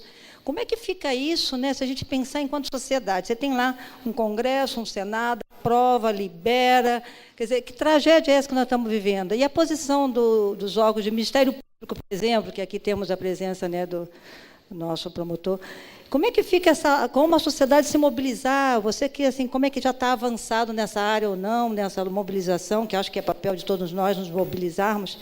Tanta constatação de tragédia que está aí, mas muitas delas ainda não totalmente constatadas documentalmente, que é o caso da saúde, né, que ainda tem poucos registros de que pela saúde que está realmente as pessoas estão adoecendo, né?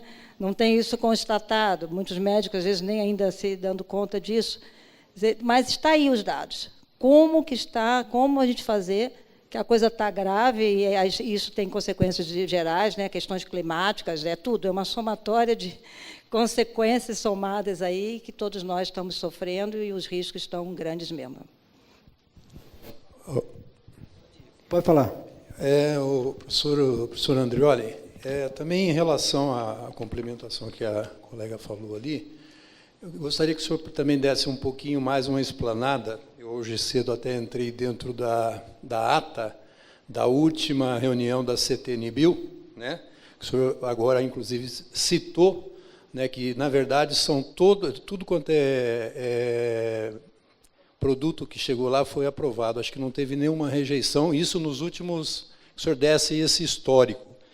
E que me chama a atenção também, que me chamou, são as pessoas que fazem parte.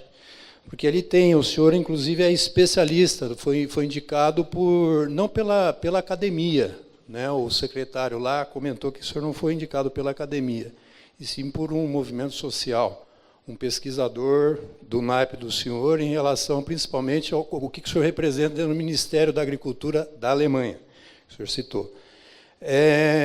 A senhora falando também a respeito das pessoas que fazem parte, eu queria que o professor também explanasse quem que está fazendo parte lá pelo Ministério da Saúde, porque tem pessoas do Ministério da Saúde. Lá também, dentro da CTNBio, não tem ninguém do consumidor. Chamou a atenção, não tem membro do consumidor e também não tem um membro que representa os trabalhadores, eu acho que deve ser dos trabalhadores na área da agricultura, enfim. É muito alarmante. Em relação à audiência pública, para as pessoas que estão aqui, está acontecendo, também o professor gostaria que desse uma explanada, algumas audiências públicas que são fomentadas pelo Ministério Público Federal, Estadual, Secretarias de Saúde, Defensorias Públicas, e aconteceu agora, dia 28 e 29 de agosto, na cidade de São Paulo. fomentado por um procurador lá de Santo André, junto com a Defensoria Pública do Estado de São Paulo, uma audiência pública de 2 dias tratando sobre os agrotóxicos. Não sobre transgênicos, deram uma pincelada a respeito de transgênicos. Então, professor, eu gostaria que o senhor desse uma aprofundada em relação a isso, quais seriam também, na sua visão, as soluções.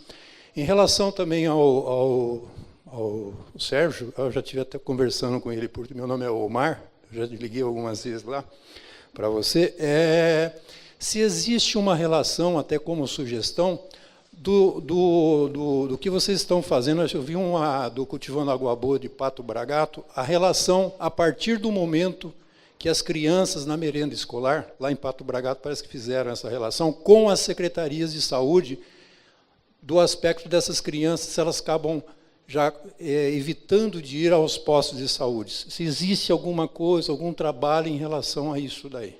Tá?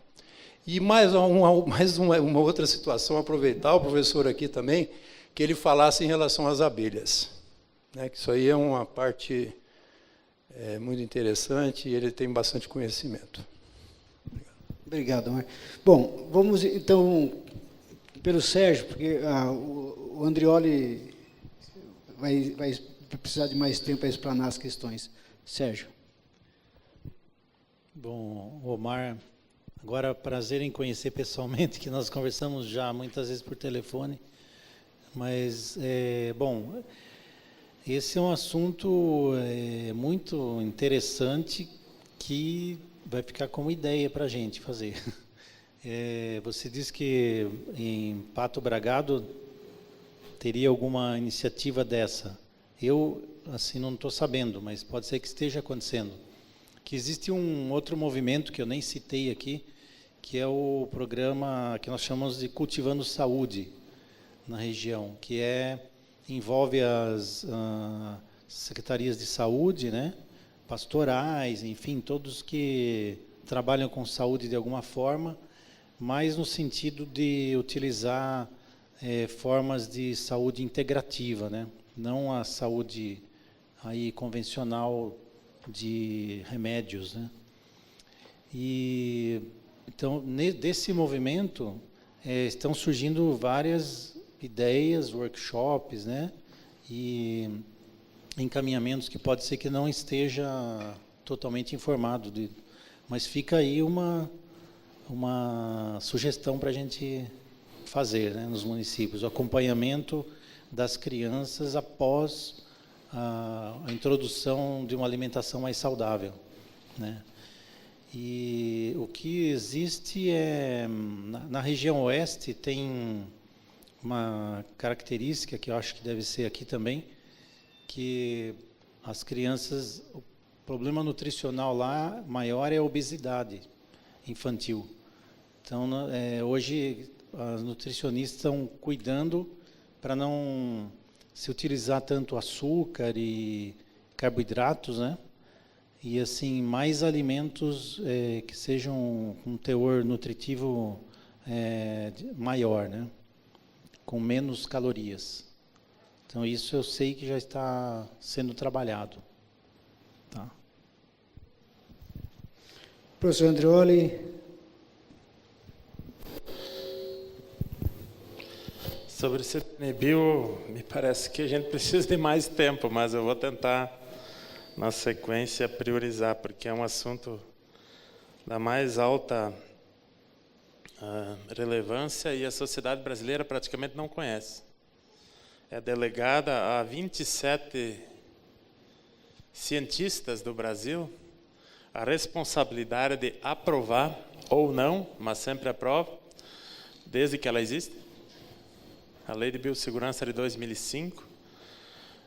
E foi uma forma bem prática, inclusive, do governo, né, Marques, fazer com que não se assumisse as responsabilidades pelo governo, mas se jogasse para um grupo de cientistas isso.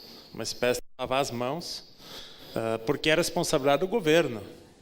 Existe um Conselho Nacional de Biossegurança que tem a obrigação de deliberar sobre isso.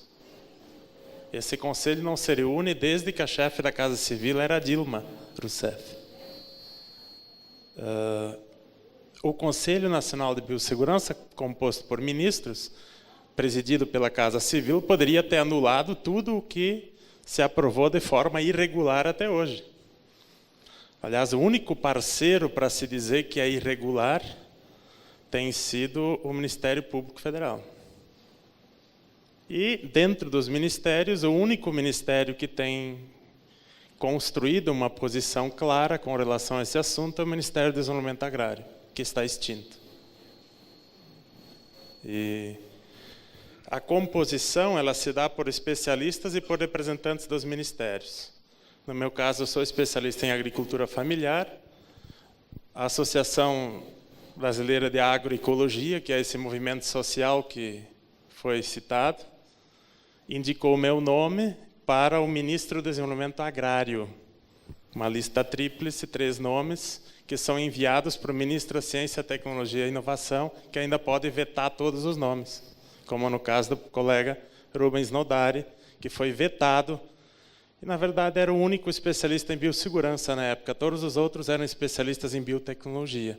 Então já se começa com isso, é uma comissão que não tem competência na área de biossegurança, é uma comissão que já tem o placar antes de qualquer votação, porque os membros que são nomeados, eles são majoritariamente defensores da biotecnologia, inclusive eles mesmos pesquisam nessa área.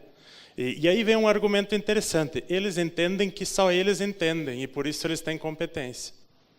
Segundo, eles acham que isso não é ideológico, aprovar em favor de uma causa que é a deles mesmos. Terceiro, chega a ser tão dramática a situação do conflito de interesses, e isso tem várias ações lá, já realizadas, em que o pesquisador vota a favor de uma empresa com a qual ele teve processos de trabalho. Ele atuou, ele fez pareceres, ele ganhou prêmios, ele teve bolsas, ele coloca isso no seu próprio currículo e depois está lá aprovando ou não um processo dessa empresa. É escandaloso isso. Mais escandaloso é dizer que é assim em qualquer lugar do mundo, né? Infelizmente, essas comissões técnicas nacionais, elas são criadas nessa lógica. Mesmo a EFSA na Europa, veja só, eu falei do movimento na Europa. A EFSA na Europa tem os mesmos escândalos de conflito de interesse, tem os mesmos problemas da interferência das empresas sobre as decisões, e principalmente que os processos são basicamente das empresas. O material que é analisado é o material das empresas, não são estudos independentes. Cabe a nós, cientistas que lá estamos, avaliar se o processo da empresa está de acordo com uma legislação que já favorece a empresa. Mesmo assim, as empresas não atendem à legislação existente. Chega a ser tão escandaloso. Eu vou citar um caso aqui que eu acho que foi um dos mais escandalosos. Eu fiz o pedido de vistas contra a aprovação do mosquito transgênico, da Oxitec, empresa da Inglaterra. Não se esperou sequer que as liberações planejadas que a empresa desenvolvia fossem concluídas antes de fazer a liberação comercial. Tamanha a pressa. Quer dizer, tamanha a irregularidade, que nem os rituais mínimos que a legislação estabelece e que são tão mínimos são respeitados. Por isso a ação do Ministério Público. E tem presença lá o Ministério Público. Se você me fizesse a pergunta, o que você faz lá dentro mesmo, né? A gente tem 3 coisas que a gente considera importante para estar lá dentro. A primeira, para saber o que está acontecendo, porque se fosse 100% a favor desse tipo de ritual, como ele está sendo feito, nós não teríamos como denunciar para a sociedade. Essa é a primeira coisa. Segundo, conseguir ter elementos que façam com que o Ministério Público possa agir. Nós temos feito isso seguidamente, chamado audiências públicas, por exemplo. Teve uma agora, recentemente, sobre aprovação sobre o processo da cana-de-açúcar transgênica, que está também em fase de análise. E terceiro, quando eu falo aqui como sendo membro de um processo, é diferente do que eu falar de alguém ou de um processo que aconteceu que eu mesmo não presenciei. Você veja, o impacto disso é diferente. E eu tenho esperança que um dia um pesquisador, e eu tenho esperança nos mestrandos, nós temos um lá de Laranjeiras do Sul, agora no nosso campus da Universidade Federal, que está pesquisando o CTNBio, que vai olhar essas atas, que vai verificar como aconteceram esses processos, que possa produzir ciência sobre essa forma de proceder, que é uma aberração. Uma comissão que não é competente na área, uma comissão que não representa democraticamente a sociedade, e se algum ainda representa, é questionado como se a academia devesse indicar. É interessante a tecnocracia, que é outro tema importante. Tem lá vários cargos ainda vagos, esse, por exemplo, da defesa do consumidor. E aí é de perguntar também, por que essas vagas continuam vagas? Por que esses cargos não são ocupados? Por que o Ministério da Saúde não se pronunciou sobre a questão do mosquito transgênico? O que aconteceu naquela sessão? A pressão que é recebida pelos membros, que são representantes de ministérios, né? Você chega ao ponto da Casa Civil ligar para um membro pedindo para que vote a favor? Há interesse de quem nisso? Pergunta que eu faço. Então, é uma comissão que não representa a sociedade brasileira, e eu diria mais, é inconstitucional o que se faz lá. É ilegal o que se faz lá. Não deveria uma comissão que tem o máximo de responsabilidade de produzir uma orientação técnica para o governo, acabar liberando, inclusive, uma importação, como há pouco, que não é da sua competência. Então, tem muita irregularidade nesse processo. Mas, como tem muita irregularidade nesse país, a gente só consegue movimentar a sociedade em situações polêmicas. Uma das situações polêmicas que nós vivenciamos foi a aprovação da soja e do milho resistente a 2,4-D. Aí nós conseguimos, através do Ministério Público Federal, segurar por muitos meses, pedindo que a Anvisa, que a Agência Nacional de Vigilância Sanitária, fizesse a reavaliação do 2,4-D para ver se essas variedades poderiam ser aprovadas ou não. E aí nós seguramos esse processo, que é o máximo que pode ser possível. E isso, sim, por muita mobilização. Que o tema 2,4-D mobilizou muita gente. Tem muita legislação municipal para proteger os plantadores de frutíferas. E, claro, ao final, nós tivemos pouquíssima capacidade de evitar a aprovação. Mas o movimento que foi feito permitiu mostrar para a sociedade brasileira que, em momentos como esse, se juntam dois temas, um que mobiliza e outro que não. O 2,4-D mobiliza, o agrotóxico é um tema que mobiliza, e o transgênico, que se associa a essa questão, mobilizou naquele momento. Normalmente não tem sido assim.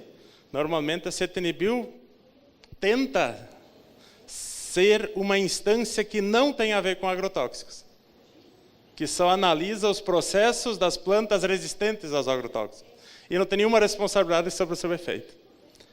Bom, tem muita coisa que daria para falar sobre CTNBio, mas eu vou ter que aqui resumir. Eu acho que eu anotei aqui também a questão da segurança alimentar. Eu acho que esse é o tema central aqui, que eu não abordei no início, da forma mais central possível. Primeiro, que considerar que para a agricultura familiar ou agricultura camponesa, no Brasil nós temos esses dois conceitos, não vou entrar nessa discussão também, possivelmente nós só teremos uma forma de resistência se nós conseguirmos articular a produção com a comercialização. Então, esse movimento forte que está presente na sociedade brasileira em torno da segurança alimentar e nutricional tem permitido que o Estado crie políticas públicas que em certa forma ou medida, protejam o agricultor da lógica do mercado tradicional, que é a lógica do produtivismo. E na lógica do produtivismo, o agricultor familiar camponês não teria como resistir. Então, ao colocar compras institucionais, compras para as escolas, etc., criou-se um amplo espaço de empoderamento de uma forma de produzir que também permite ao mercado tradicional, hoje, fazer opções. Sem isso, não seria possível dizer que eu sou um consumidor consciente se eu não tenho nenhuma oferta de produção para fazer a opção. Se tudo fosse transgênico, eu não teria como optar por nada. Estaria tudo contaminado. E aí entra o problema do milho. Como é que nós vamos produzir milho, que é uma planta de fertilização aberta e cruzada, num ambiente aberto? Só se nós isolássemos uma grande área, mas eu falo aqui de muitos quilômetros, como zonas livres de transgênicos. Por isso eu mostrei o caso da Alemanha. O caso da Alemanha permitiu que as experiências feitas por cientistas que na época acreditavam que isso seria uma inovação, contaminassem a produção local de milho. E aí entrou em discussão se o cientista teria ou não o direito à contaminação ambiental. Não tem. O cientista tem direito à pesquisa em ambiente restrito, mas não a criar consequências para a sociedade que ele não tem como assumir. E aí a sociedade reagiu integrando consumidores e produtores para preservar toda uma região. Senão não adianta nós querermos comprar milho orgânico numa região em que o vizinho planta milho transgênico. Não é possível isso. Isso não foi possível nem na soja, que é uma planta que tem biologicamente 1% de possibilidade de fertilização, como planta monogâmica. Nós temos uma autogâmica. Nós temos, mesmo no caso da soja, com o transporte, com o armazenamento, a contaminação. Isso nós vivenciamos no sul do país. Com o milho é completamente impossível isso. Agora, vejam só, esse movimento criado nos últimos 12 anos, e aí eu acho que é importante destacar todas essas políticas que eu já destaquei o MDA antes, não são só teorias, né? São práticas, são experiências, assim como da Itaipu, são experiências em que o agricultor passou a ter apoio estatal para não ser engolido pela lógica do produtivismo. Claro que eu, como utopia, assim, se posso falar, eu acho que nós deveríamos superar o produtivismo rumo a uma lógica de suficiência. Nós não precisaríamos produzir tanto soja no Brasil. Esse é um outro debate. Mas, além de colocar essa ideia da suficiência, nós temos hoje experiências que mostram concretamente que a produção local, apoiada com política pública, com crédito diferenciado, gera também para o Estado uma economia.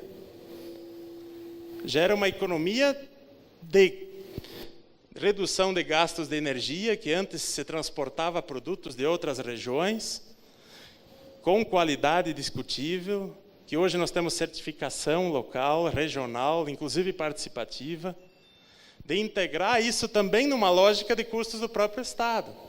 Vocês imaginem, né, o quanto custa para descontaminar um rio poluído com glifosato. Se o Estado calculasse o quanto custa para descontaminar, nós teríamos muita política pública para evitar que isso aconteça.